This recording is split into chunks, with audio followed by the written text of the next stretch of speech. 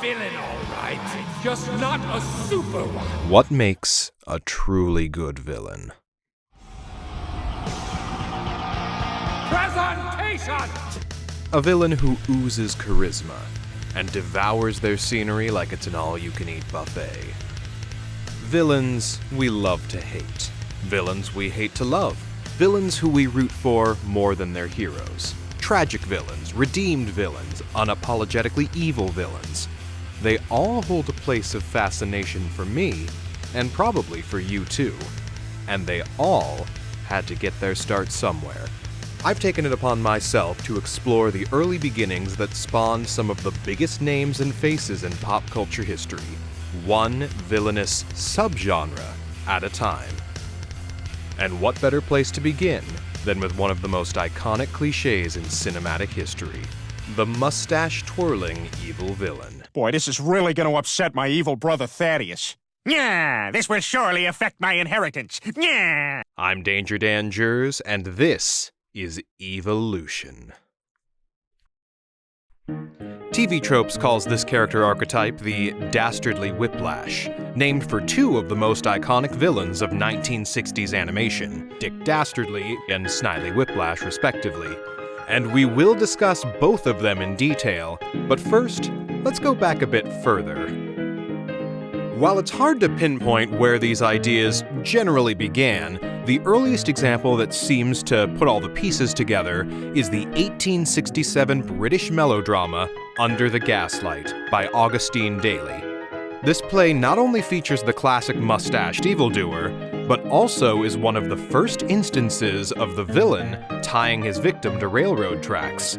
The drama and spectacle of having a train appear on stage was an instant success and spawned numerous copycats.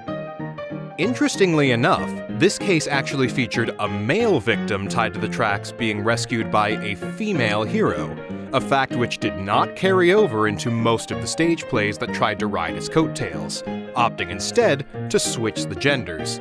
Presumably to give the scenes a greater sense of urgency, but more likely because the idea of a female hero was still a bit too progressive for the time. Oh, simp! I am an anti-simp! I hate Alyssa, not... No. Twitch, you misheard. Needless to say, the sensationalism of this trope carried it into the popular consciousness, to the point where it was already a tired and worn-out cliché by the time silent films came on the scene. Which is where most people tend to associate this trope with. There are a few films in the early 20th century that still attempted to play this trope straight, but they aren't the reason it is so cemented in popular consciousness. That honor belongs to the 1913 short film Barney Oldsfield's Race for a Life, because it did something different that breathed new life into the trope and prevented it from withering away into obscurity. It played it for laughs. This movie codified all of the important elements that would define the archetype for more than a century to come, and is an important piece of cinematic history for more than just that reason. I'll put a link to it in the description below. There's a version of it that's available on YouTube, and I do highly recommend giving it a watch if you are interested in cinema history. And the villain is going to need a mustache to twirl whenever he does something evil. And twirl he did. In the 15 minutes of this film, that acting tick became shorthand for this very specific type of villain, while also laying the groundwork for the rest of the trope's rules.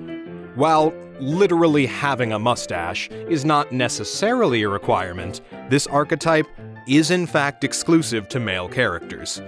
The characters do also tend to be upper middle class, or at the very least have enough means to fund their schemes, usually as some sort of a banker or landlord.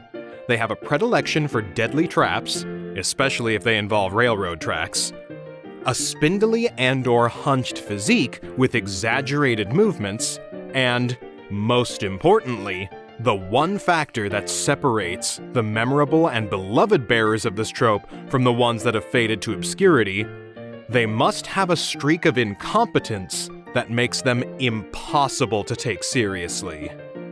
For the next 40 years, this trope carried out largely unchanged, all built off of Ford Serling's silent film performance, as this character type underwent something of a renaissance. which eventually leads us to 1961. It's time for the adventures of Rocky and Bullwinkle and friends. The Adventures of Rocky and Bullwinkle was a cartoon that took what was already an exaggeration of the original trope and parodied it still further, which elevated the humor of the trope, overwriting the actual archetype with the parody of it.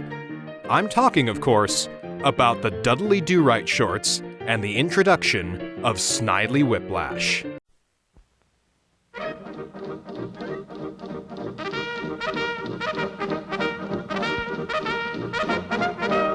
Dudley Do-Right was a throwback to classic stage melodrama, even going so far as to frame the cartoon as a stage play with fictional actors playing the characters.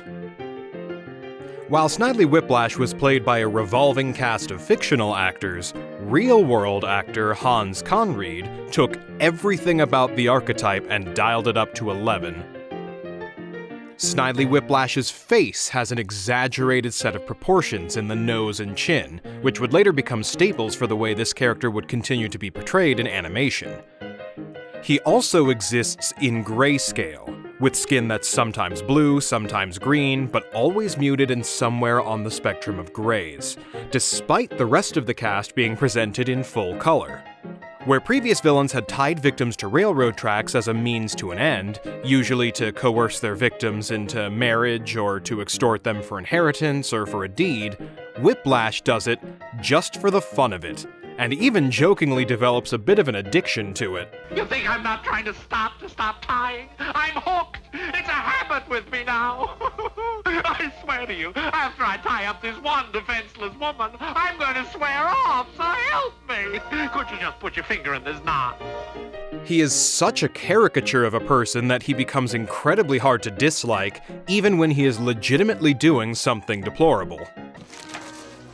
Can you do this to us? How can I do this to you, madam? I was born to do it. It's in my genes. Now get out and take your munchkins with you. That's right, chop chop, single file. And wipe that smile off your face. And no talking. Side note, Alfred Molina, perfect casting choice for the live-action Whiplash. Anyway, Snidely Whiplash is often also credited as the originator of the classic phrase, Curses! Foiled again! Hey, that's my line! although there does seem to be evidence that the phrase predates him and was established earlier in the melodrama era, but there doesn't appear to be a solid consensus on exactly when and where this turn of phrase first started to sprout up. Regardless, there's actually a fair amount of irony in it being attributed to Whiplash, since it was actually incredibly rare for him to be foiled. In many episodes, Snidely Whiplash escaped scot-free and quite often outright succeeded in his plans. In fact, on more than one occasion, he actually goes out of his way to subvert himself due to a guilty conscience. Gad, methinks I feel a twinge of pity. Goodbye, Mr. Whiplash. Some foreign feeling beats within me heart and breast. Do I feel the pangs of guilt? Tell Mumsy how I went. I can't do it! I can't! And with that, Whiplash pulled the switch, and the speeding train swerved onto another... You are a bad guy, but this does not mean you're a bad guy. This type of guilt trip is an early indicator of things to come from the rest of this archetype, notably the cliché of the villain being hoisted by their own petard. Shouldn't have worn that petard if you didn't want to be hoisted by it. Which brings us nicely into our next example, the master of hoisting himself by his own petard. And now, here they are, the most daredevil group of daffy drivers to ever whirl their wheels in the wacky race.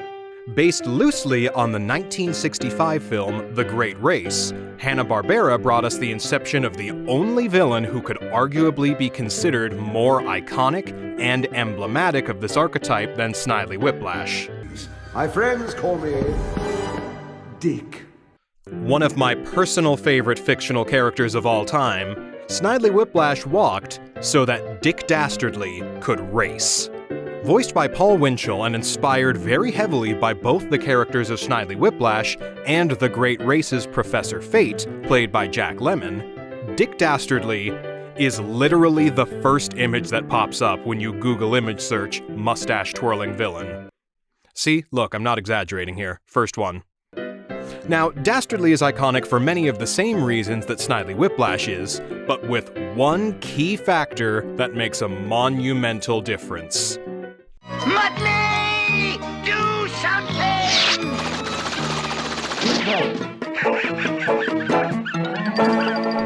The editorial decision to turn a sinister solo act into a despicable duo would prove to be a brilliant one, as it allowed the flexibility for the trope to be taken to even greater extremes.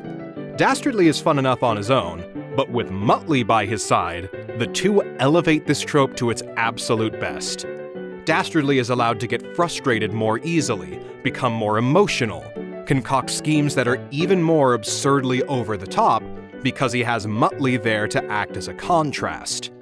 Compared to Snidely Whiplash, who is overall more grounded and more competent. Sure, he had henchmen, all of whom apparently were named Homer, but none of the Homers had anywhere near enough screen time to highlight any of Whiplash's more nuanced traits.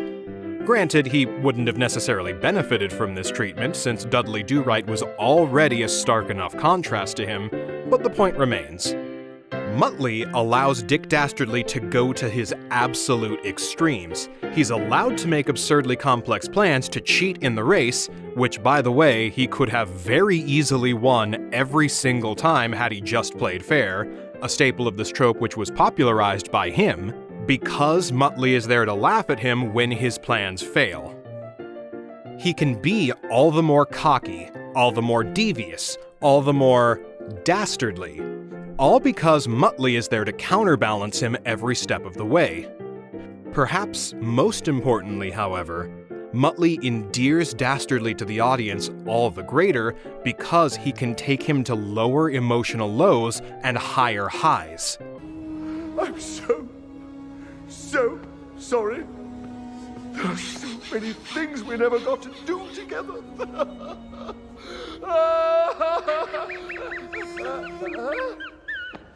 You're alive? Although their relationship is one that is a bit mutually abusive, the two of them demonstrate on many occasions the genuine care that they have for one another. For example, in one of the Wacky Races episodes, the Mean Machine gets completely obliterated, and Dastardly has a full-blown meltdown. So, Muttley physically pushes Dastardly ahead of the other racers up to the finish line. On the flip side, there is another episode where Dick Dastardly stops his car and willingly gives up his shot at winning the race, all because Muttley wanted his autograph and Dastardly didn't want to disappoint him. Their relationship laid the groundwork for many villainous duos to come after. It is also worth noting that the two of them were popular enough to get their own spin-off show, Dastardly and Muttley and Their Flying Machines, where Dastardly and Muttley, and the Vulture Squadron at large, all provided an early template for the villains as protagonists trend that animations like Pinky and the Brain, Invader Zim, and Megamind would all take inspiration from.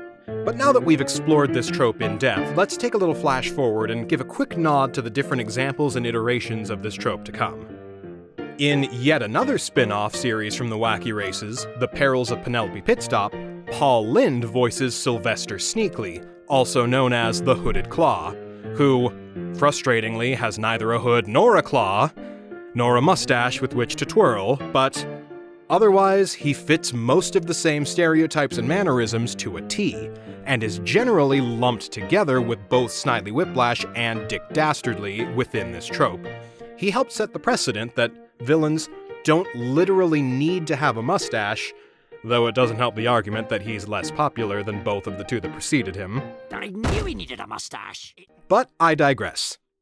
Other notable examples include some of Disney's depictions of Peter Pan's Captain Hook.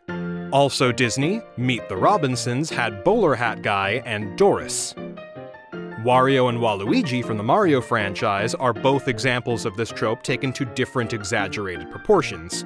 Yin Yarn from Kirby's Epic Yarn and Jeremiah Fink from BioShock Infinite are other examples that fall neatly within this category. Many other villains ride the line between this and other adjacent archetypes, for example, the mad scientist archetype and the card-carrying evil villain, both of which have some of the biggest overlap with this trope. Characters like Dr. Doofenshmirtz from Phineas and Ferb, the Brain from Pinky and the Brain, Invader Zim from, well, Invader Zim, Black Hat from Villainous, and Dr. Eggman from certain depictions of Sonic the Hedgehog are some examples of characters that have a foot in multiple stereotypes. A blend of mad scientist card-carrying evil and dastardly whiplashes, they all hit many of the same beats, but tend to skew off in slightly different directions into the territory of the adjacent tropes. You're all variants! As for the elephant in the room, yes, this trope is exclusive to male characters. And try as I might, I couldn't find any examples of female characters that could fit this mold more cleanly than they could other similar tropes. Tommy, stop being sexist. I'm not being! The mustache part of the equation is definitely part of what makes it such a hard bar to clear for female characters, but the other aspects working against them are the fact that it tends to play upon antiquated power dynamics and stereotypes that historically, women didn't tend to have access to. Some female characters that come close include Yzma from The Emperor's New Groove, who is better defined by her relation to the evil Chancellor and mad scientist tropes than to the Moustache Twirler, despite having a very similar dynamic with Kronk that Dastardly has with Muttley. It becomes an especially fun comparison since Yzma shares a particular gag in common with the movie that inspired the characters of Dastardly and Muttley. Pull the lever, Kronk. Push the button, Max.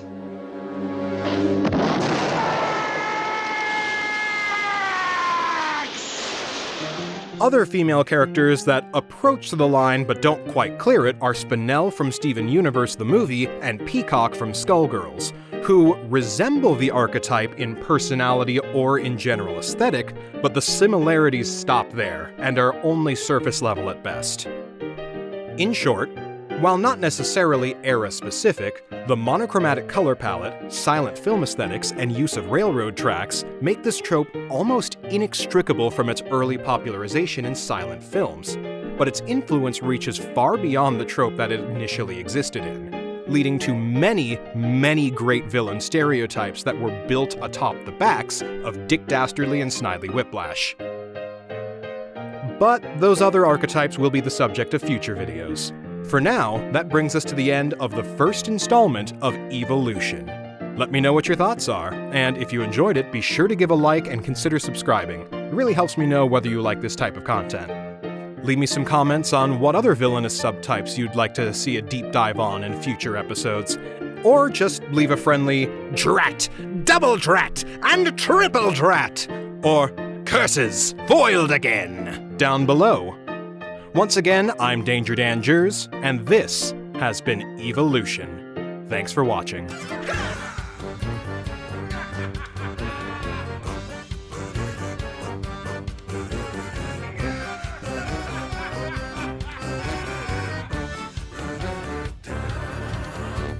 Black hat, black suit, my shady clothes, mustache twirled tight beneath my nose, creeping. I lurk in the shadows 'cause I'm a criminal.